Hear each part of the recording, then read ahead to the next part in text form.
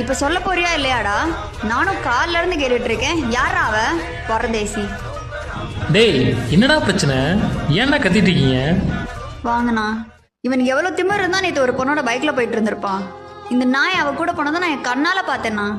என்னடா அதெல்லாம்? பொண்டாட்டியை கல்யாணம் பண்ணி கூப்பிட்டு வந்துட்டா நம்ம தான்டா உங்களுக்கு உலகமே. நீ என்னடானா வேற பொண்ணு கூட சுத்திட்டு சங்கடமா இருக்குடா. தாய்க்கு பின் தாருன்னு சும்மாவை சொன்னாங்க.